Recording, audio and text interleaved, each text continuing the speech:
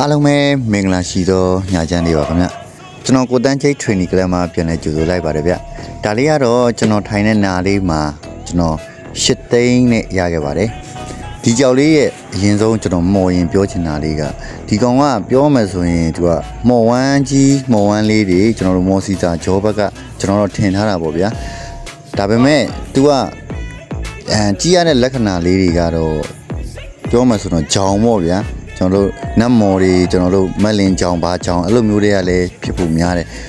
အဲ့တော့ကျွန်တော်ဒီမော်ဂျောင်းတွေရင်ခဏမပြောခင်မှာကျွန်တော်မြင်တဲ့အမြင်လေးတွေရင်ဝယ်တဲ့အကြောင်းလေးရင်ပြောကြည့်အောင်เนาะဒါကတော့ကျွန်တော်တို့ဒီပြောမှဆိုတော့မန်းလေးပေါ့ဗျာ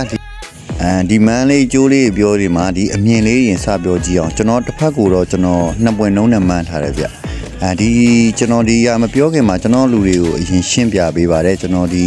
ရန်နေဒီမော်တွေကျွန်တော်ဒီအထိုင်နေကျွန်တော်ဘာလို့ဝယ်ရတဲ့အကြောင်းလေးအရင်ရှင်းပြထားပါတယ်ဗျဒီကြောက်လေးရဲ့ကျွန်တော်အရင်ဆုံးရှင်းတာတော့အခွန်ပေါ့ဗျာ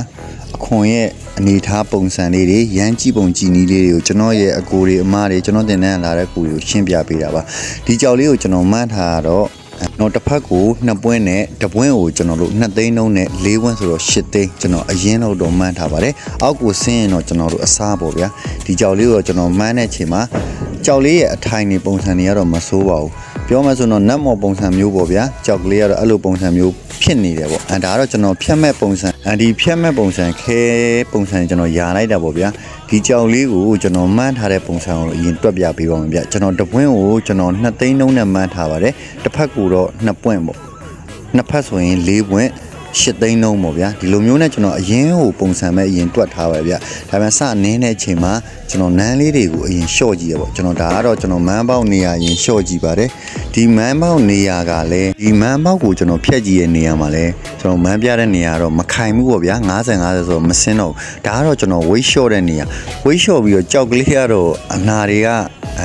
မထင်မှတ်ထားပဲနဲ့အောက်မှာပါလာခဲ့ပါဗျာဒါပေမဲ့ကျွန်တော်ထင်ထားတဲ့အရွယ်ဒူးဆိုင်တော့